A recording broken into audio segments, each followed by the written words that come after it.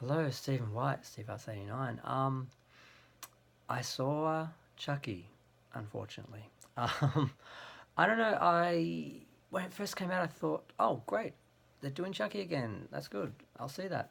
And then I heard some bad stuff, and I heard it was actually not a voodoo possessed doll this time. It was an AI, and I thought, oh, how is that scary? How is that threatening? I mean, it's a tiny little toy.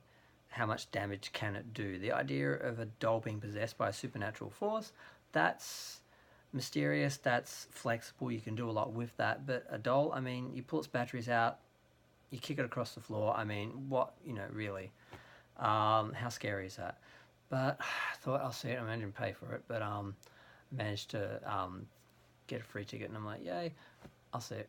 Um, yeah, just the premise just isn't scary. It just doesn't work. The idea of AIs being possessed or turning against us is interesting, and that's an element of the film.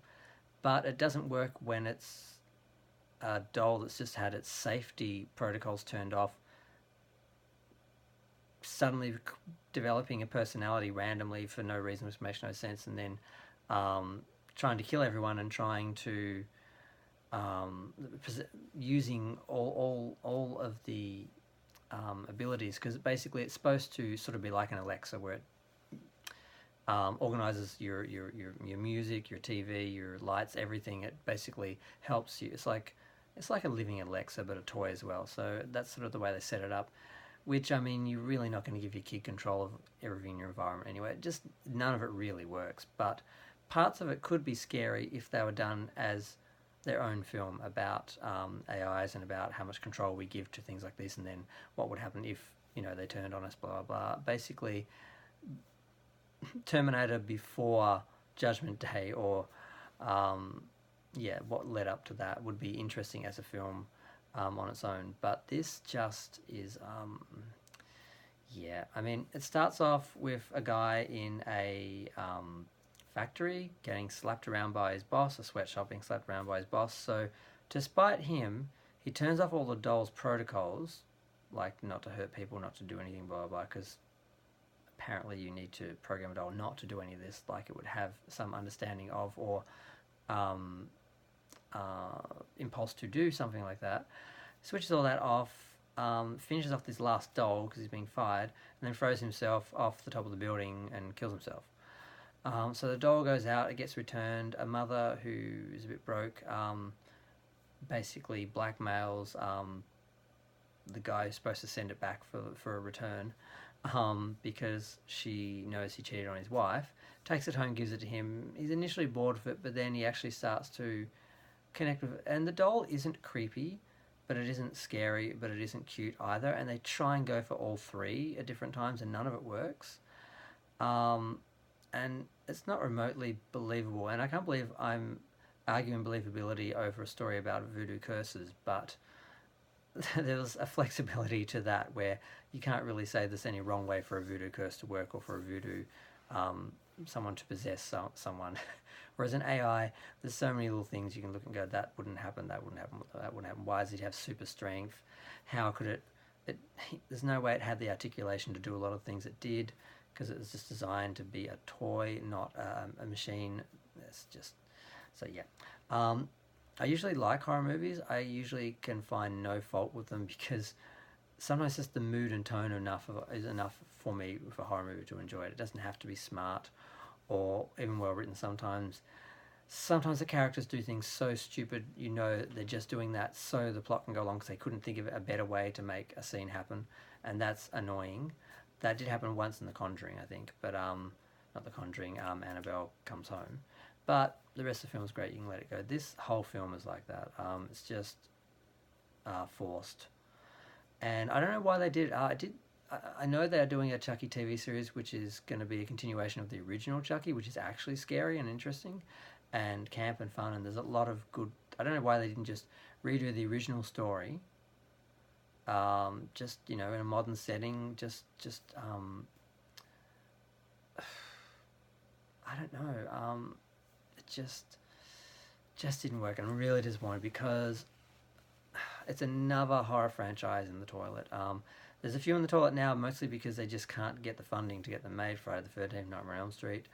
Halloween was a bit disappointing too. They sold it up as this Laurie finally takes on Michael and defeats him and all this stuff, and she, spoilers, kind of doesn't, and it really was just another series of films. It's like, oh, okay, so there's going to be another film. So it didn't give you that climax, that ending, that feeling of something amazing or special happening like H2O did. So there's a lot of film horror franchises that are kind of winding down or disappearing or stuck because of copyright issues, and I was really thinking Chucky could be fun just to redo it, but with, obviously I was thinking just in terms of CGI, they could have a more believable Chucky than the toy and puppet that they used, and people are like, throwing it around and pretending like it's moving when half the time it's not. I thought that was the reason to redo it, because they just had better technology. They can make it more believable and more scary. But instead they go for this lame AI. They could have just done a story about artificial intelligence taking over, or our dependence on it becoming a crutch and turning on us. That would have been interesting in its own. Someone needs to do that, because people have done it before, but it's always some big army computer or something sort of separate. But because artificial intelligence is so much in our everyday life, a film about that now would look totally different. So that's what they should have done. So hopefully they'll do something like that. I want to see Alexa go crazy, or Siri. But I don't think any actual brand will allow their thing to be used, even Good Spirit. That's not going to happen. But they could do something similar. So that's what I want to see happen, because this just didn't work. I'm